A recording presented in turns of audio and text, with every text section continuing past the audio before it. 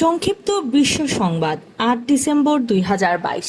প্রতিদিন আমাদের চারপাশে ঘটছে অসংখ্য ঘটনা।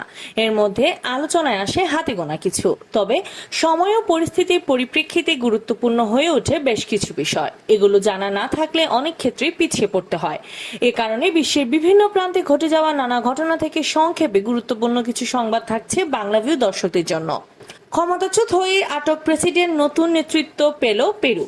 ভেটোর মুখেও সাময়িক ক্ষমতায় থাকা লাতিন আমেরিকার দেশ পেরুর বামপন্থী নেতা প্রেসিডেন্ট পেদ্রো ক্যাস্টিলোকে অভিশংসনের মাধ্যমে ক্ষমতাচ্যুত করেছেন দেশটির আইন প্রণেতারা। ক্ষমতা হারানোর পরই অভ্যুত্থান চেষ্টার অভিযোগে তাদের আটক করেছে পুলিশ। বিশ্বে আরও ১১৮৭ জনের মৃত্যু, শনাক্ত প্রায় ৫ লাখ। বিশ্বে মহামারী করোনা ভাইরাসে গত ২৪ ঘন্টায় মৃত্যু ও সংক্রমণ দুটোই বেড়েছে। এ সময়ে ১,১৮৭ জনের মৃত্যুর পাশাপাশি সংক্রমণিত হয়েছেন ৪,৮২,৩৮৭ জন। এ নিয়ে মহামারীর শুরু থেকে এখন পর্যন্ত মৃত্যু বেড়ে ৬৬,৫১,৭৬৮ জন এবং শনাক্ত বেড়ে বাড়িয়েছে ৬৫,১৪,৬৫,৮৪০ জনে। বঙ্গোপসাগরে চোখ রাঙাচ্ছে ঘূর্ণিঝড় মন্দোস।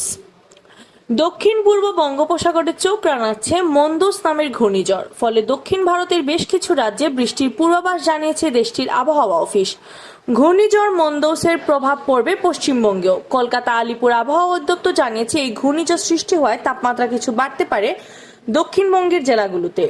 তাপপ্রবাহের কারণে ভারতে গত কয়েক দশকে কয়েক হাজার মানুষের মৃত্যু হয়েছে বলে জানিয়েছে বিশ্বব্যাংক। সদ্য প্রকাশিত সংস্থাটির এক প্রতিবেদনে বলা হয়েছে, তাপপ্রবাহ উদ্বেগজনকভাবে বাড়ছে, যার ফলে বিপর্যস্ত হবে ভারত। শুধু তাই নয়, শিগগিরই দেশটি বসবাসের অযোগ্য বিশ্বের প্রথম স্থান হয়ে উঠতে পারে। মধ্যপ্রাচ্যের উপসাগরীয় দেশ কাতারে যখন বিশ্বকাপ আয়োজনের প্রসঙ্গটি উঠেছিল, মদ বিক্রিতে দেশটিতে ব্যাপক বিধিনিষেধ থাকায় বিভিন্ন দেশের ফুটবলার ভক্তরা সে সময় রীতিমতো তেলে বেগুনে জ্বলে উঠেছিলেন। কিন্তু অনেক বাধা ডিঙিয়ে কাতার অবশেষে বিশ্বকাপ ২০২২ আসরের আয়োজন করেছে এবং টুর্নামেন্ট চলাকালে দেশটির সরকার মদ বিক্রির ব্যাপারে যেসব নীতি দিয়েছে, সেগুলো এই আসর উপভোগ করতে আসা নারীদের নিরাপত্তার ক্ষেত্রে বেশ ইতিবাচক ভূমিকা রেখেছে বলে জানিয়েছেন একাধিক নারী দর্শক।